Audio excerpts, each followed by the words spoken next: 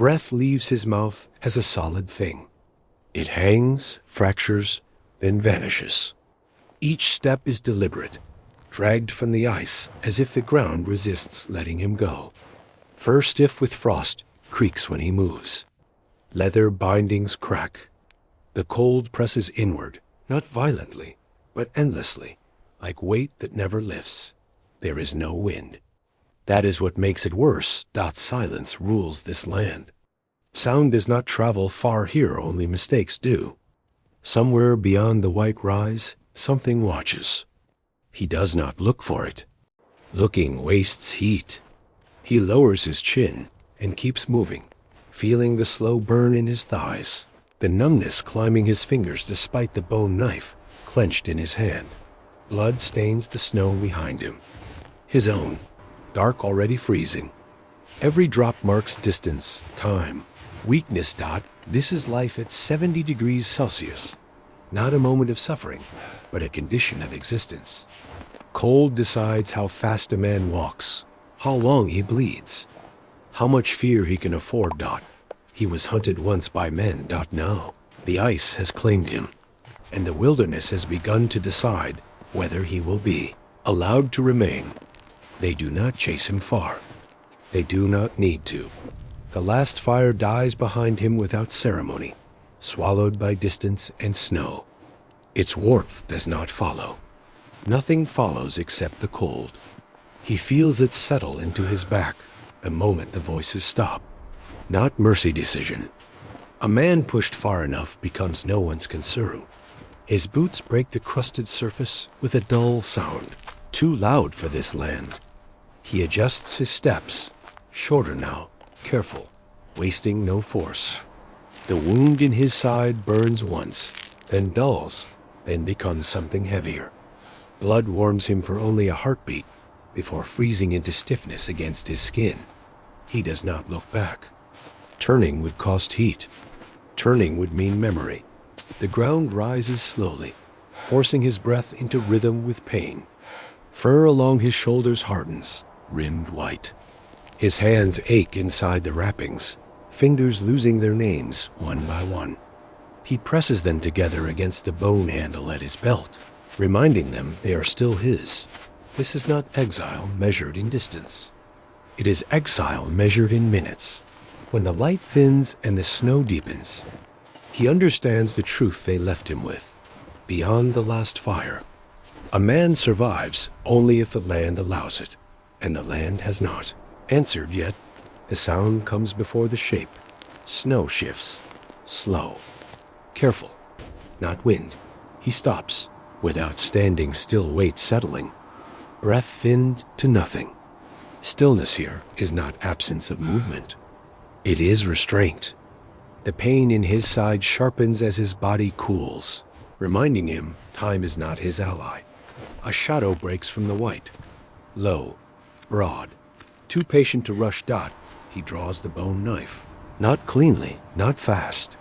His fingers argue with him, stiff and swollen, refusing precision. The blade feels smaller than it should. Everything does in this cold. Distance, strength, choice. The beast circles. Not hunger-assessment. When it lunges, it is not sudden. Nothing here is sudden. He steps into it because stepping away would mean falling, and falling would mean ending. The knife meets hide. Resistance shudders up his arm. He feels the impact more than the cut. Blood sprays warm, briefly alive in the air before turning dark and thick. The animal recoils, injured but not finished. Neither is he. They stand apart, both wounded, both calculating. The snow between them steams, then stills. This is the moment that cannot be undone. Not the wound. The understanding. From now on, survival will demand blood his, or something else's, and hesitation will be what kills him first. He does not follow the blood. Chasing costs heat, and heat is already leaving him. Instead, he moves sideways through the land, slow and low, letting the cold finish what the knife began. The body learns before the mind accepts it. Hunger sharpens thought. Weakness rewrites habit. He no longer lifts his feet, he slides them, saving breath, saving strength. Each motion becomes smaller, tighter, as if the world has narrowed. The meat he takes is not clean. Frozen hide must be cracked, not cut. He uses a stone, strikes until the sound changes. His hands scream, then go quiet. He works by feel alone, aware that stopping means losing more than time. He eats without warmth, tearing stiff flesh with his teeth, swallowing before it softens. There is no satisfaction, only function. Fat coats his mouth, a thin promise that might carry him through the night. He does not sleep fully. He folds himself against a drift, sheltering his wound, waking often to move his fingers, his toes, his jaw. Stillness is death-dressed, as rest dot by the time the light shifts again. He understands something the fire never taught him. Food is not victory. It is permission to take another step, and then another. Darkness arrives without warning. It does not fall, it closes. The cold deepens as if the land exhales. His wound wakes fully now, no longer dulled by movement. Each pulse sends a heavy throb through his side, slow and deliberate, like something counting. He presses packed snow against it, lets the pain steady him. Pain means blood still moves. He builds no fire. Flame would betray him, and the effort would steal what little warmth remains. Instead, he crouches behind ice-scarred stone, shaping his body smaller, tighter, forcing his breath to behave. Frost gathers in his beard, weighing his jaw until even swallowing feels deliberate. The night is not empty. Sounds drift ice shifting, distant howls stretched thin by distance. Not close enough to fight, not far enough to ignore. He listens without lifting his head, letting fear pass through him rather than take root. Time stretches. Minutes feel like labor.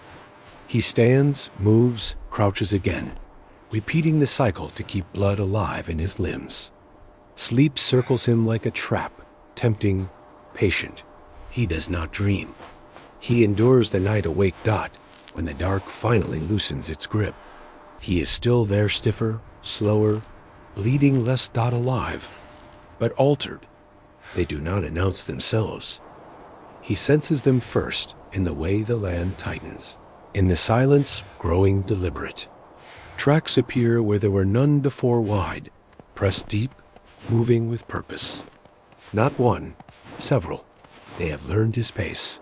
He moves downhill, where the snow is harder, where footing favors patience over speed. His breath is ragged now, sharp in his chest. The wound has cooled into stiffness, each step pulling at it like frozen rope. A shape crosses ahead, another behind. They do not rush.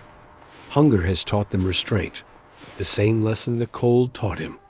He grips the bone knife, thumb numb, wrist burning. This is not a fight meant to be won. It is meant to be survived long enough to end dot when they come. It is from two directions. He turns into the first, slashing low, feeling fur tear and muscle give. Weight collides with him, knocking him to one knee. Snow fills his mouth. He bites down and rises again, striking blindly, guided by sound and pressure alone. Dot blood marks the ground multiple kinds. A howl breaks, sharp and short. The pack hesitates. Just enough dot. He takes the opening without chasing it. When the distance grows again, his legs shake violently. But they still hold. The beasts remain behind him. For now, these are stories of blood, cold, and survival.